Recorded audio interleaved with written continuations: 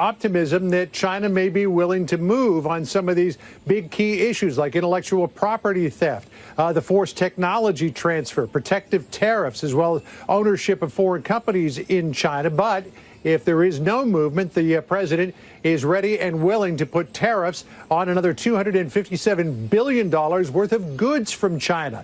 Here's what Larry Kudlow said at the briefing this afternoon about that. Listen here. The president said there is a good possibility that we can make a deal, and he is open to it.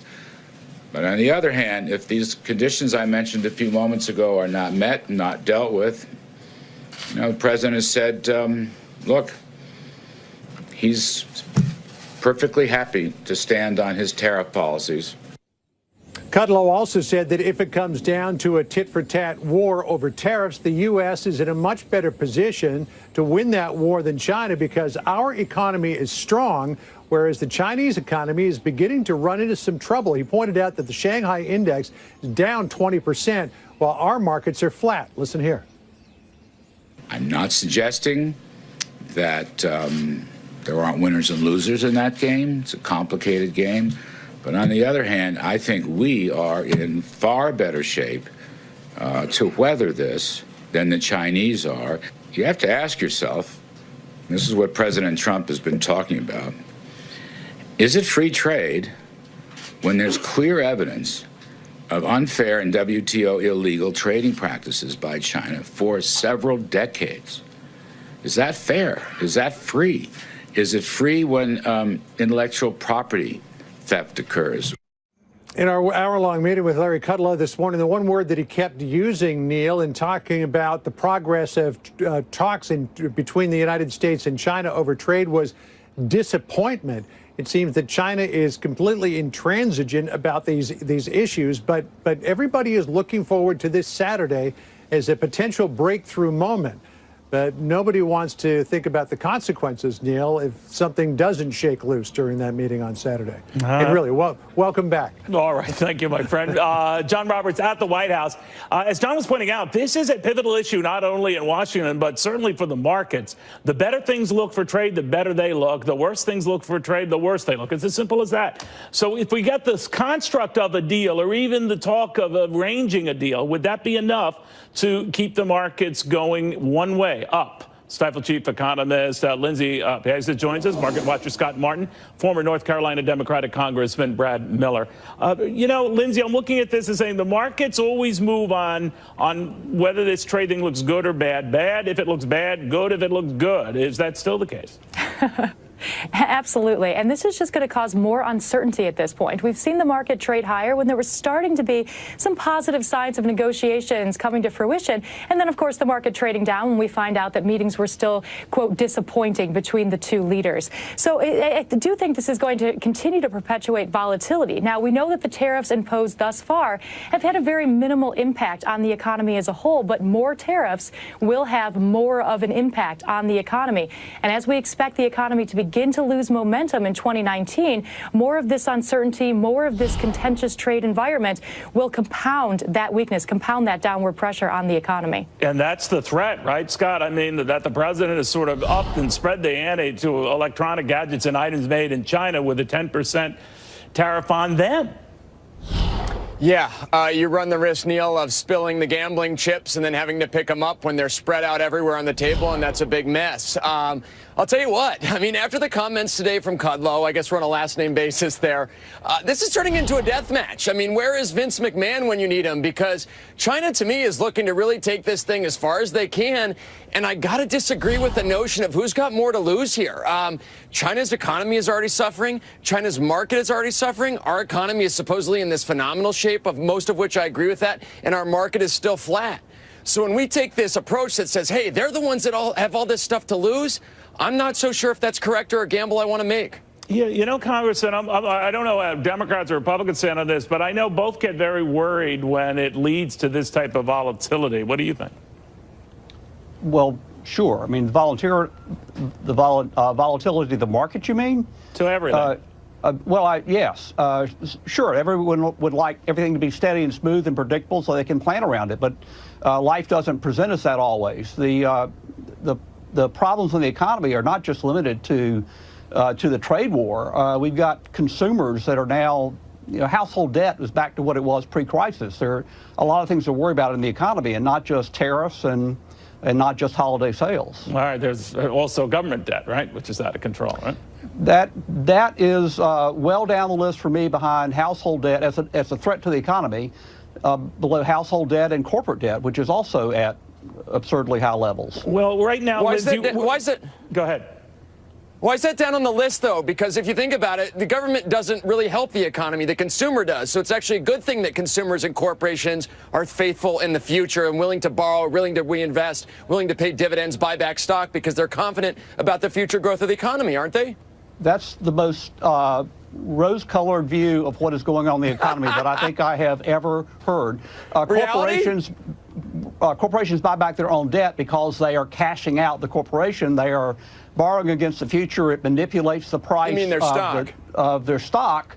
And a lot of them are paid by stock options, so it's profitable to them. But it leaves or they think it's undervalued, and that's why they're picking it up. If we had anyone in Washington, Republican or Democrat, who was serious about getting a handle on their debt, we'd be in a lot better shape, but we're not. But, Lindsay, one of the things I'm worried about is, obviously, so far, consumer sentiment and poll numbers show a huge appetite to buy.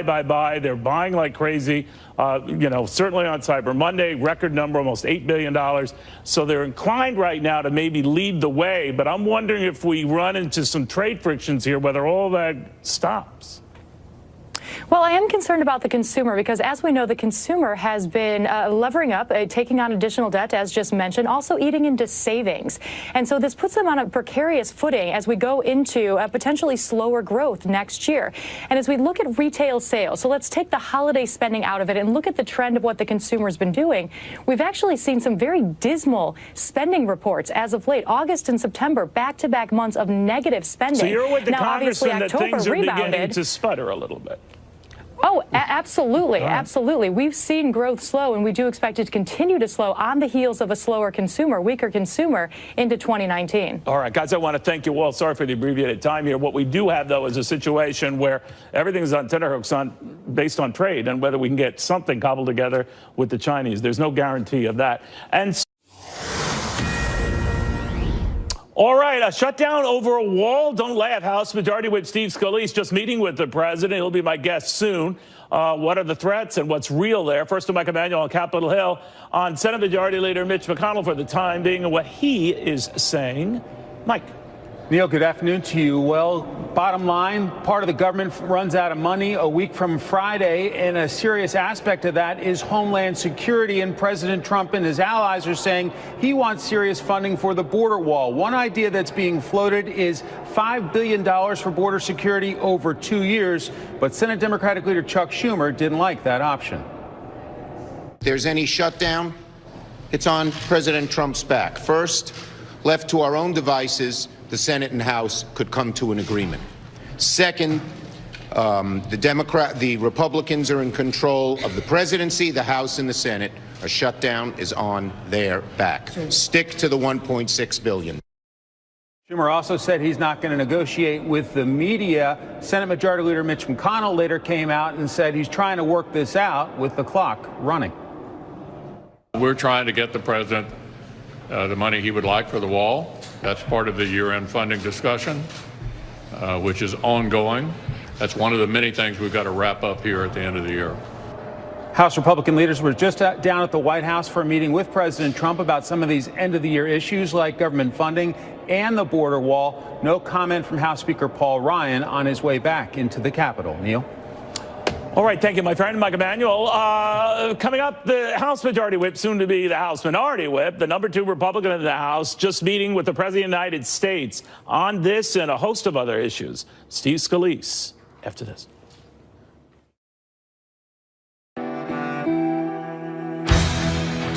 Well, Neil, the meeting went very well. Clearly there's some unfinished business that we're trying to wrap up in these next few weeks. But the president made it very clear that he wants to get border security funded. Obviously, that includes building the wall and all the other things that are involved in keeping our country safe. And look, I think this president has been very clear how big of a priority it is. And we agree strongly that this has to get done. All right, well, the two sides are far apart. That is, the Democrats, Chuck Schumer, more to the point, $1.6 billion is it. The president wants $5 billion. Ain't going to happen, you say? Well, we've already funded $1.5 billion, but President Trump's very clear that $5 billion is the number that needs to be included for this to work. And so these negotiations are ongoing.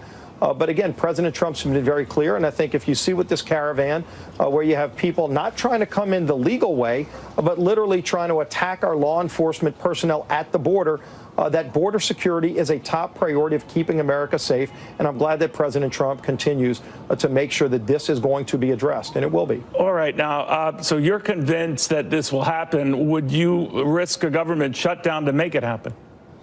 Well, I guess that's a question Chuck Schumer is going to have to ask. You know, he was in that boat a few years ago, and it didn't work well for Chuck Schumer during the Schumer shutdown. But ultimately, there's an opportunity for an agreement to be reached here. And it's all about border security, and $5 billion is the number. And so, where would you get the $5 billion then to offset the deficit getting in even deeper? Well, we're negotiating that right now. And again, the negotiations are ongoing. Both sides are going to have to figure this out, but President Trump's been very clear how this is going to end. It's going to end with $5 billion being put in place, not taking money away from ICE or other agencies that are vital to Homeland Security, but new money to ensure that we have border security, including the wall, so that we can keep America safe. But you don't think there'll be a government shutdown? Well, whether or not there is one, you know, we've made sure that our troops are going to be funded. About 70% of all of government has already been funded for the entire fiscal year properly through the normal appropriations process. So now we're talking about primarily the Homeland Security Agency, which is critically important. But again, this is where border security happens, and this is where the $5 billion is going to have to come into play. Congressman, let me ask you, the president also warned GM over these surprising job cuts, 15,000 of them, that the company might have to lose its subsidies, first granted in the government rescue. Do you support that?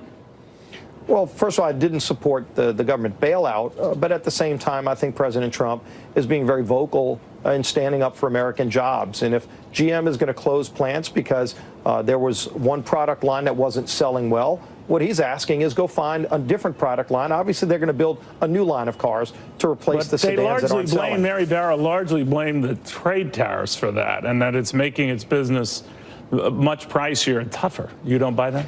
Well, we are getting agreements, and Mexico and Canada is almost fully signed. There is an agreement between Mexico and Canada that's going to end some of the tariffs that were going on there. You know, clearly China, the whole world recognizes that China has to stop cheating and stealing intellectual property and dumping products.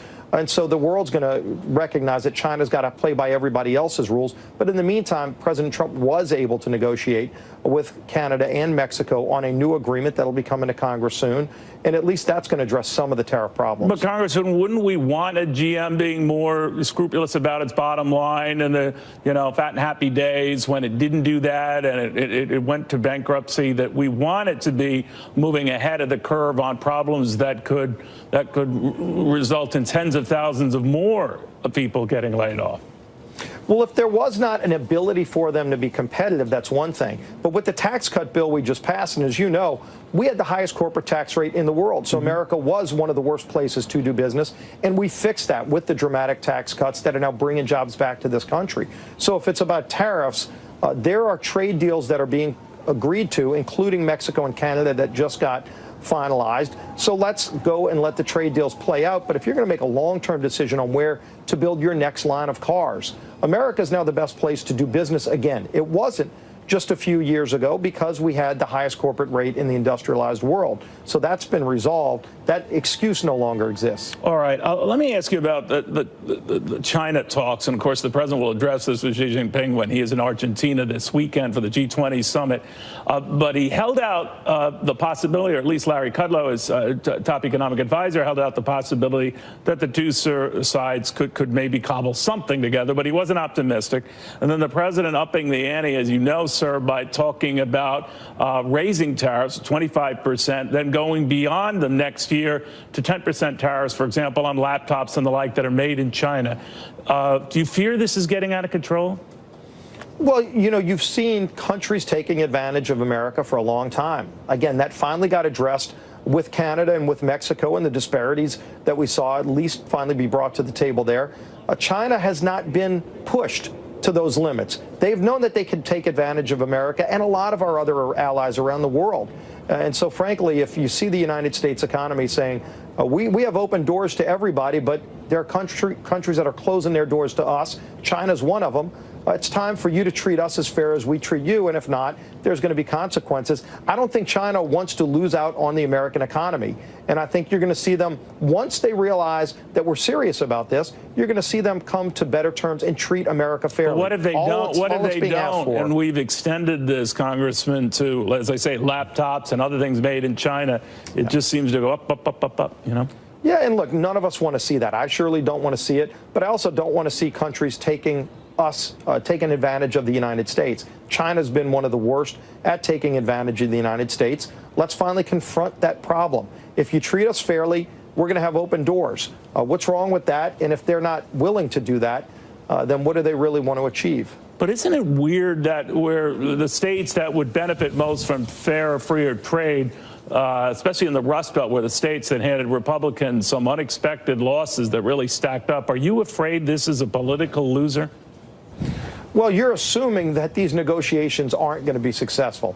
And if you've seen in so many of the other negotiations, including on very high stakes negotiations with countries like North Korea, who many presidents walked away from trying to negotiate a denuclearization. President Trump stood up and said, look, we're not going to take this anymore. We're going to actually bring North Korea to the table. They've not only stopped the missile tests, they've also agreed to some other concessions to the United States, including bringing back remains of a lot of our troops that were killed in North Korea, that now we finally are getting some of those remains back, which is a huge relief to the families. Other presidents failed to deliver that. President Trump talked tough, but the tough talk actually delivered results for the American people there. But it didn't deliver a lot of votes for Republicans. Not that you should get knee-deep in that, but are you worried that these trade issues just keep boomeranging on you? Well, again, I don't think anybody wants to see a protracted trade war, but at the same time, do they want to just say, okay, we're just going to take it and let other countries keep taking advantage of us because we're not willing to stand up for ourselves? So if we saw this being successful in Mexico and in Canada, shouldn't at some point people give the president the benefit of the doubt and say, you know, he's actually negotiated some good deals for this country on a number of fronts, both in economic terms on trade and on military and diplomatic terms with countries like North Korea. Soon you will be in the position from House Majority Whip to House Minority Whip, which raises you to the number 2 Republican in the House. Your Democratic counterparts, upon taking over, sir, have indicated that they want to look into the president's ties with Saudi Arabia to explain his ignoring the CIA and pointing the finger at the Crown Prince. And I'm wondering whether you think that would be productive or whether Republicans should go along with that. Some Republicans have raised similar concern that the president is a little too smitten by the royal family. Oh, you know, you saw Democrats with this infatuation with Russia for the last 2 years. The American people were looking at that saying, okay, there was no collusion there. You know, they implied all these other things. You know, what's their next country going to be? At some point, the Democrats are going to have to produce on the things that matter to American families in terms of the economy. What are they going to do for the issues that affect people's paychecks? But does that Trump dealing with this Saudi situation, do you take them at face value or the president at face value? He just doesn't believe what he's heard, and he will continue doing business with the Saudis. Neil, we don't know the negotiations that are going on behind the scenes, and clearly Secretary of State Pompeo is in intense negotiations. This is a very delicate situation, and I think we all ought to be very concerned about the allegations made against the Saudi Arabian government and what kind of involvement they had in this execution. But at the same time, there are those diplomatic discussions going on that we're not privy to. But you know, we're going to see how this thing plays out. This is still very early in these stages. Saudi would need to be held accountable if they were responsible, and there are a lot of talks going on right now to determine what the next steps are. Congressman, you've also been busy on a book tour for Back at the Game, One Gunman, Countless Heroes, and the fight for my life. Now, one of the things that's come up is obviously you step back and see what's important in life and what is not. Recently, you were asked by the Washington Examiner about whether you have taken upon yourself or could take it upon yourself to forgive the gunman who tried to kill you. And you said, at some point, I'll have to deal with the issue of forgiveness. But for now, I'm focused on my recovery. It's something I struggle with. I'm Catholic. I'm probably not there yet. That's something I'm going to have to work with my priest on. Do you still feel that way? Yeah, you know, Neil, look, this is a personal issue. I mean, you know, as a Catholic, I believe in forgiveness. You know, no one's asked me for forgiveness. Obviously, he can't. But at the same time, you know, I still have a lot of work to do in my recovery, and it takes a lot of energy to resolve an issue like this. I mean, you know, at some point, I know I will have to deal with that, and I'm admitting. I mean, this is one of those flaws that you know, that I'm going to have to grapple with as a Catholic. But hopefully, I get it resolved, working with my priest and working, you know, to make sure that I can finally get to a place where I deal with that the proper way. I'm not there yet. I admit that, but. You know, at some point I will confront it. I'm not saying I'm never going to forgive, but, you know, I have other things that are much bigger right in front of me right now, like getting better. And I need to put all of my energy into that. There will be a time to deal with forgiveness, and I hope I can be the bigger man. And that's where my faith, you know, and the people that I'm going to rely on will come in. Congressman Scalise, thank you very much. Good seeing you. Thanks a lot, Neil. All right, Congressman Scalise will be in the minority role, the number 2 Republican in the House. The Senate, of course, will be safely Republican, and Republicans hope to grab another seat to make it a 53-47 Senate. But that depends on what happens in Mississippi when all the ballots are counted. We'll take a look after this. 1982, Democrat Mike Espy is fighting to unseat the Republican incumbent Cindy Hyde-Smith in what has been normally considered a deeply red state. It might remain that way, but no way of telling. Peter Ducey is in Jackson, Mississippi with the latest. Peter. Neil, the Democrat Mike Espy says he knows he's the underdog, but he's been spending the 3 weeks of this runoff campaign trying to put together a coalition of Democrats combined with voters who might still have questions about the controversy surrounding Republican Senator Cindy Hyde-Smith and recently unearthed jokes that she made about public hanging and disenfranchising voters. If only African Americans come out to vote for me, and even if they come out in record numbers, I won't win. I know that. And I've known that all the time, and I've known that throughout my career. So we have to have a good number of crossovers. Mike Espy has had help here from Cory Booker and Kamala Harris, but Cindy Hyde-Smith just had President Trump come twice in one day to talk about keeping the majority comfortable. Together we've made unbelievable progress, and we are just getting started. But we need every last Republican vote in the U.S. Senate. We need 53. We want to get to that 53 number. Senator Lindsey Graham actually just told our crew up at the Capitol that Cindy Hyde-Smith, if she wins the next 2 years of this Thad Cochran term, would help Republicans put through criminal justice reform, something he does not think that she would be eager to do if she was a racist as portrayed by some in this race. Neil. All right, Peter, thank you very, very much. And then there's the presidential race to consider. Never too early to consider that. And what could be upwards of a couple of dozen Democrats vying to be their party's presidential nominee, including the guy who lost, Ted Cruz, but who's all of a sudden become a rock star with presidential ambitions of his own. Remember him? After this. Every single one of us. I'm as inspired.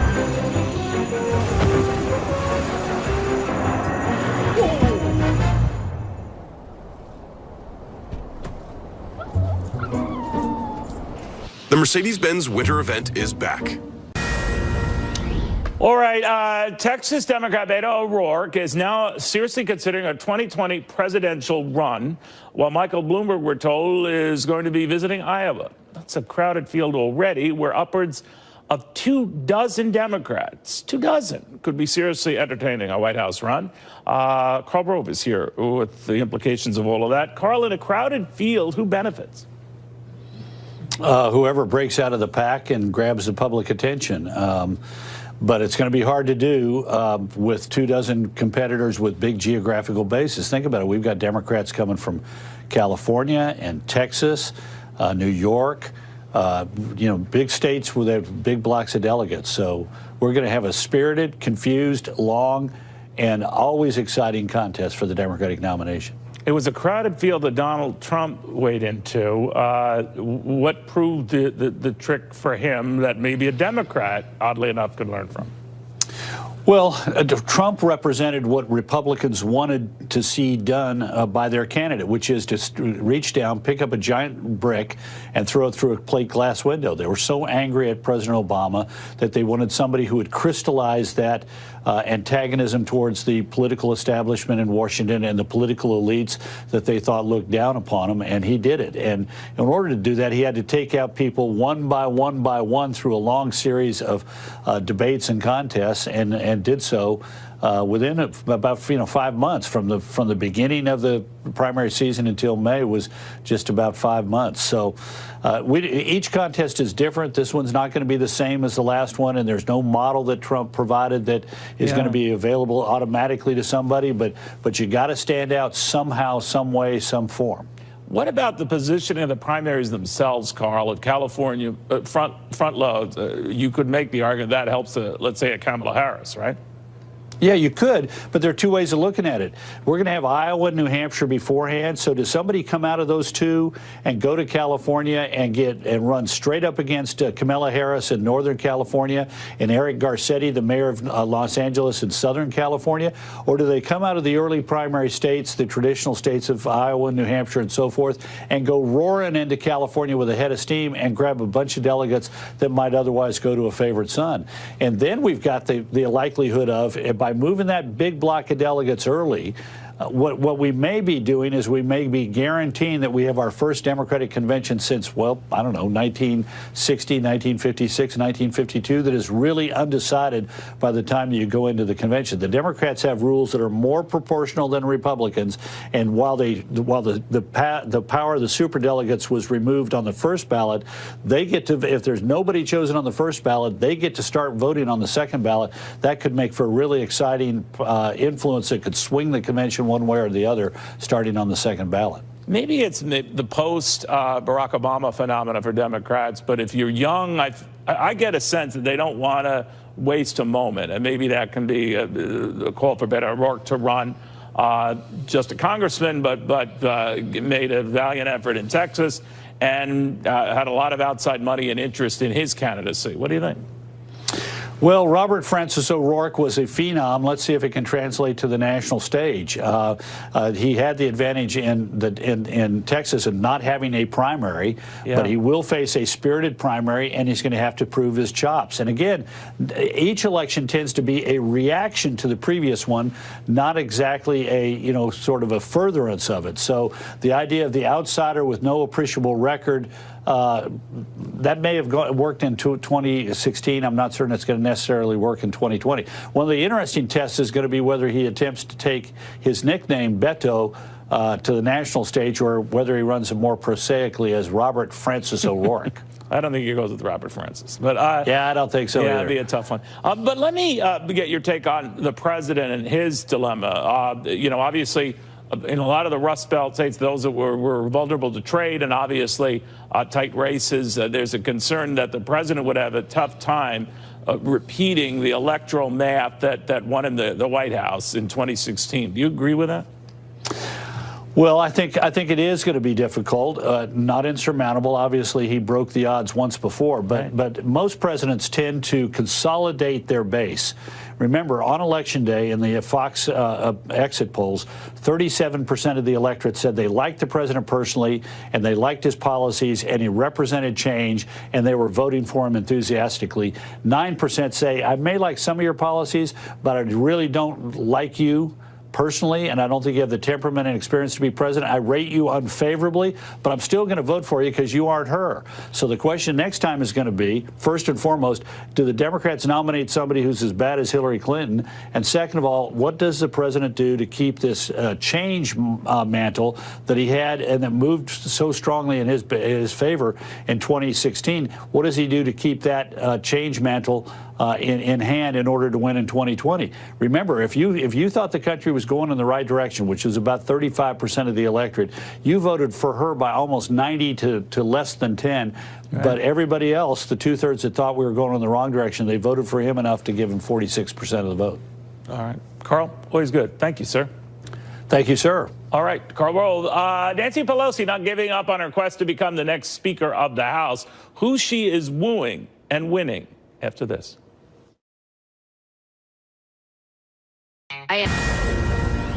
Or you Hot show for you today. All eyes on Mississippi. Voters are headed to the polls in today's Senate runoff election. Both national parties pumping a lot of cash into the race that will affect the new Congress. You're watching Outnumbered. I'm Harris Faulkner, here today, host of Kennedy on the Fox Business Network. Kennedy. Fox Business anchor Dagan McDowell. Fox News contributor Jessica Tarlov. And in the center seat, co-host of Fox and Friends Weekend, Pete Hegseth. Outnumbered, we say, but not really, because let me tell you why. Both true. Kennedy and Pete are part of our new streaming service, Fox Nation, along with many other Fox personalities. Congratulations on the launch today, guys. Thank you. Very It's a cool exciting. deal. It's Fox Nation Inauguration Day today. I love that. There is like a little buzz in the building. And if you haven't, have you downloaded the app, all of you? I have the app, but I have a button with your face on it. You know, because I made buttons with your faces. I know. I went to the Fox Nation tent and hung out. That's the thing. When you're part of Fox Nation, you get to go to special events where you meet Fox personalities. There are So that's where you already get those buttons. events planned around the country. Yep. No, that's right. I might have to drop by with you guys. You should. You're always welcome. All right. We'll talk more about it this hour. How about that? Let's get to the news. Now to the Senate showdown in the Deep South. Republican incumbent Cindy Hyde-Smith is facing off against Democrat Mike Espy. Both candidates have been facing controversies in the final stretch. Today's contest will determine if the GOP has a Senate majority of 53 or 54 seats and is a big test of the president's electoral sway in that deep red state. The president spoke at 2 rallies for Senator Hyde-Smith yesterday. Will cast their ballots in one of the most important Senate elections of your lives, of all of our lives. Cindy is so important, so respected. We got to send her back. But if we win tomorrow, we'll be at 53-47, which is substantially more than we have. Do not adjust your television. The audio was a little weak for everybody, but we wanted to show you. Democrats see an opening for an upset, hoping that Espy is generating higher enthusiasm among voters, particularly African Americans. Meanwhile, Hyde-Smith also looking to connect with voters during last night's rally. Watch it.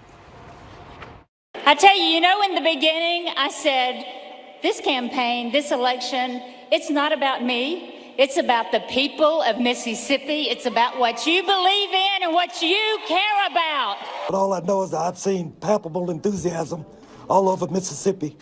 And you could see it last Saturday in the absentee in-person voting. Here in Jackson, Mississippi, there were record absentee ballots returned. Jonathan Seary is where it's all happening. Mississippi with the latest. Jonathan?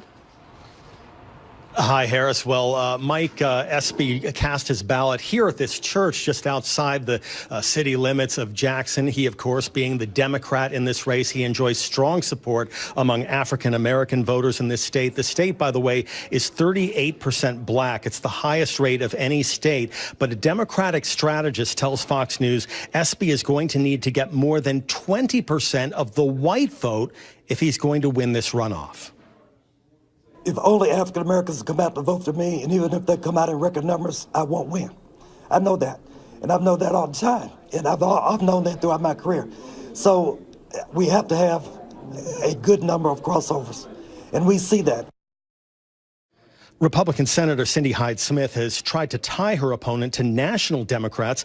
As a Republican running in a solidly red state, she should have the advantage. But Hyde-Smith made several gaffes during the campaign, including a joke about attending a public hanging. Yesterday, President Trump tried to shore up her support with rallies in Tupelo and Biloxi, where the two made the case for expanding Republican control of the Senate. Lower taxes. Less regulations, supporting our military, supporting our veterans, supporting our law enforcement, protecting the life of the unborn. That's it. It is about standing firm on the Second Amendment rights all day long. Police are investigating nooses that appeared on the grounds of the Mississippi State Capitol, along with signs referring to lynchings that occurred in Mississippi's past. Those items have been removed, but they've added to the tension and debate surrounding this high-profile runoff election in Mississippi. The polls in this state remain open until 7 p.m. Central Time. Harris? Jonathan Siri on the ground for us in Mississippi. Great to see you. Thank you very much. We bring it out to the couch.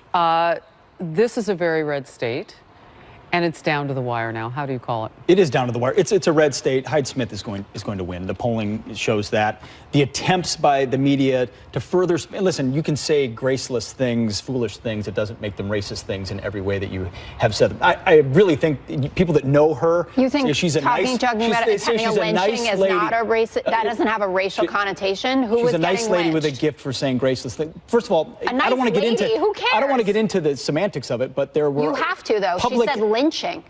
She did not say lynching. She said public hangings. Which were referred to lawful executions at certain times in the 19th and 20th century. No, really, I'm not saying you're playing on the field you want to play in, which is saying this lady's racist. No, what she's saying is her public career shows that she isn't. And there are a lot of big issues that people vote about, and they're trying to make it about race at the last minute. This is a Republican state. She's going to win, and I don't think playing the race card wins at the polls. Okay. She didn't say lynching. You did. Well, public hanging, public lynching, it has connotations, especially in the South, for the fact that African Americans were lynched. She also wore a hat with the Confederate flag on it. She went to a segregationist school, but I'm not here to call her a racist. I'm here to say that I agree with you, and I think that she is going to win this election. It's not like Doug Jones, who is running against an alleged pedophile. And even so, he only won by 1.7 points. I understand it is the Deep South, but for you to just say that this is graceless, to make a joke that is so utterly inappropriate and should have been condemned by everybody, I think is irresponsible. You're impugning her motives and saying it was. I mean, do you think it's funny? Is that your sense of humor? I didn't say it was funny. Jessica, didn't say it was funny. He didn't say it was funny. I think it's a little more than graceless. You know who is going to decide this? The voters of Mississippi, just as we saw in Alabama and other areas that you've mentioned where candidates have stepped in it. By the way, Mike Espy has had some gaffes along the way as well. And if there is a racial component for her to try to defend, she has apologized. There is a history in Mississippi that you cannot run away from, and she's been in public life long enough to know that. But what really counts right now is what's happening on vote day. And just yesterday, Air Force One landed there. Will it make a difference? I think it will, because she has definitely been running with the president. She has been very vocal in her support and vote for Brett Kavanaugh. And if you take this, recent controversy and some of the things that she said and some of the pictures that have surfaced aside, she's one of those Republicans that has benefited from tethering her reputation to the president. And as we have seen, that can be hit or miss depending on what part of the country you're campaigning in and the voters that you are appealing to. But in Mississippi, the president still holds quite a bit of sway. I don't think she's an ideal candidate.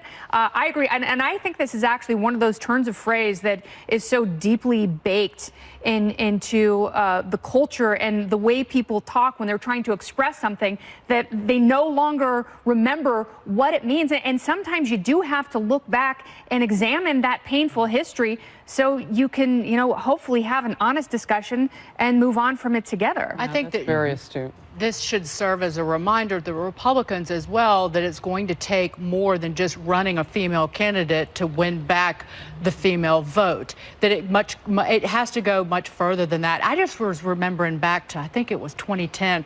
Remember Christine O'Donnell in Delaware? I'm not a witch, I'm you.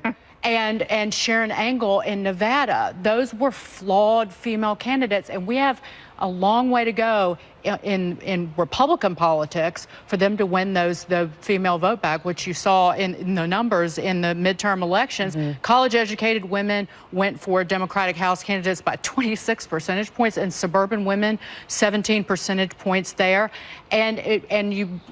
That should be the focus here. And by the way, and with Roy Moore, it's the same issue. It's a candidate by candidate thing.